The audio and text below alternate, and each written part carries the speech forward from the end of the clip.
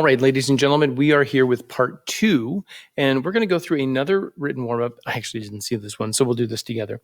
So it says, name the notes on the staff using solfege. So we'll go ahead and upload. We'll work on those together. Okay, so remember, the very first measure of our, let's see here, where am I at here? Pointer. There we go. Very first measure tells us in our written warm-ups for right now where do is. So here is do right here. So if do is on this first space and our first note over here is on the first space, we can assume that that is do. So I'm going to go ahead and, if it'll let me, jot that in, do.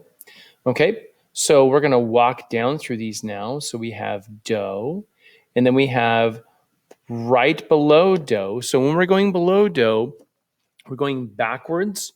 Let me get this over here so it can look at me a little bit better. There we go. It's going to go backwards. So if I put, for instance,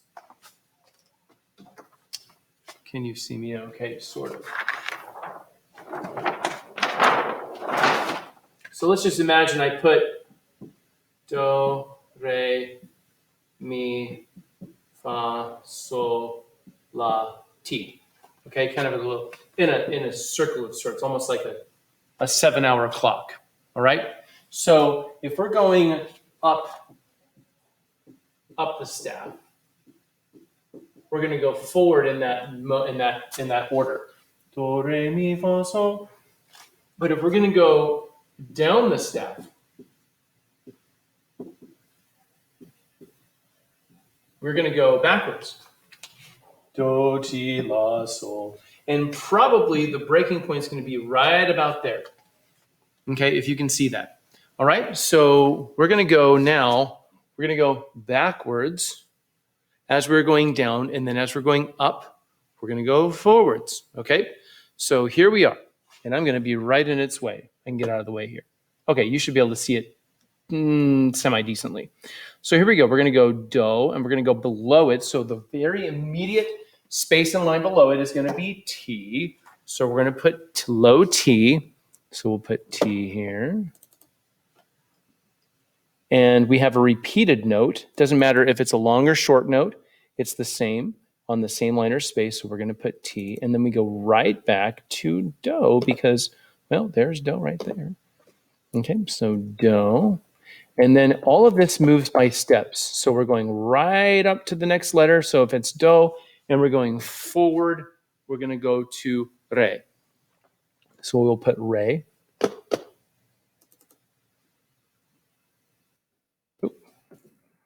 There we are. And the very next one, hopefully you know this is going to be mi.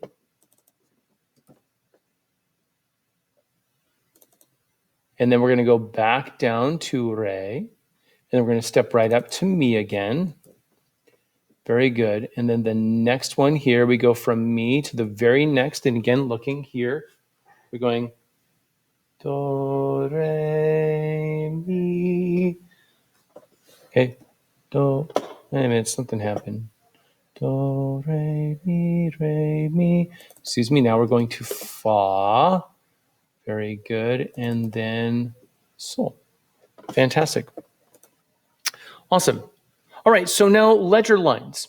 Ledger lines are small dashes that are above and below the staff. They temporarily make the staff bigger because we can't have a 7-line staff or a 12-line staff. And so for each note that goes above or below, we're just going to add one dash for just slightly longer than the note head of that particular note. And you can see that right here. So I'm going to get if it's going to show up here. There we go, right there. And you can see there's a little line right there. In fact, I'll make it, this thing is moving quite slow. I'm going to get it kind of big for you so you can see this. Okay, so can you see that right there? There's a line that goes right through it. So there is the space below the staff and then the line below the staff, okay? So we're going to go back to fit. Okay, so this is our ledger lines example. They are added to create more space. So we can go higher than the staff and lower than the staff, and we have a measuring point. Because if I just started drawing notes, like for instance, if I had a staff, I'm going to draw a short staff here, and I just put a note kind of randomly, like up there, we would have no way of measuring how high or low that is. So that's why these little tiny lines are so important. Okay, so there you can see we can measure it 1, 2, 3, 4, 5, 6, 7 lines above the staff. Okay, very rarely will you have that. Trombonists do that, some when you get really advanced and trumpet players and stuff like that. So these are measuring tools to help us to make more space for the staff and to be able to sing more notes, right? So let's go ahead and go. We are now here.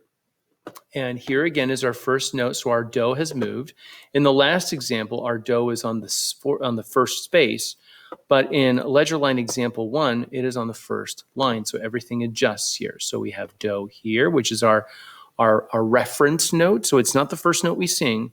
That's in measure 2, right over here, if this thing will move. All right, so here we go. So we're going to sing this note.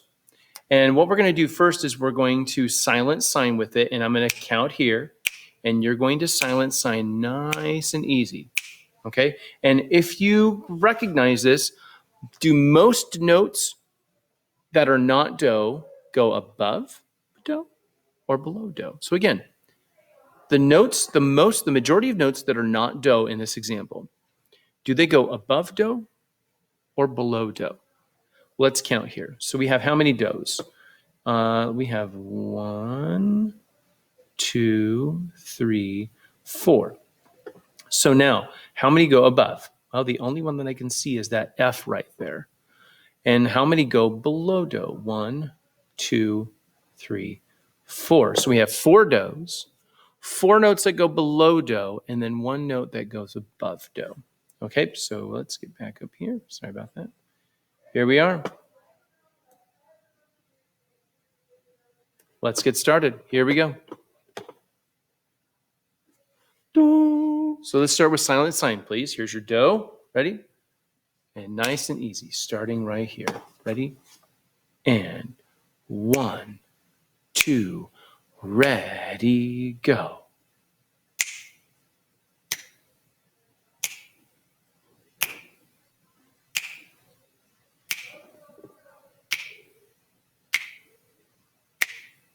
Two, 3, 4, and stop. All right. If you need to rewind and do that a few times, go ahead. I'll pause right now so you can do that. Okay, so now if you've done that more than once, which I think you should definitely do, we're now going to go ahead and sing through it. And again, I'm only going to do this part once, but please rewind if you need to do that more than once to make it awesome. I will sing the first notes and the last note with you so you can see if you are on pitch when you get to the end. Here we go. Here we go. Ready? And 1, 2, ready and go. Do.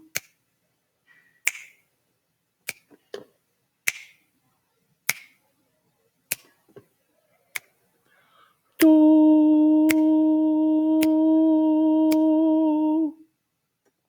How'd you do?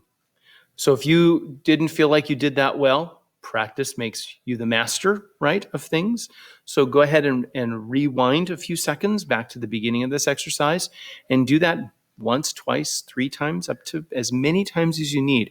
My general rule is you should work on something until you can't do it incorrectly.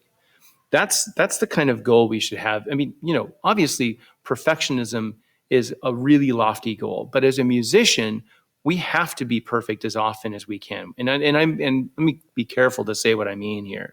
When we're talking about perfection, we're talking about the right notes at the right time. Can we always perfectly do our crescendos and grow our notes perfectly evenly? No. And by the way, nobody wants that. Can we perfectly decrease or decrescendo our notes by making them quieter? No, we don't have the capability to be that kind of perfect, but we can sing the right tones and we can sing the right rhythms. So if you can work on those few things in this example, That will be awesome. All right, so that's enough for me for this part of the lesson. And for the rest of the time, I will have something else for you in just a moment.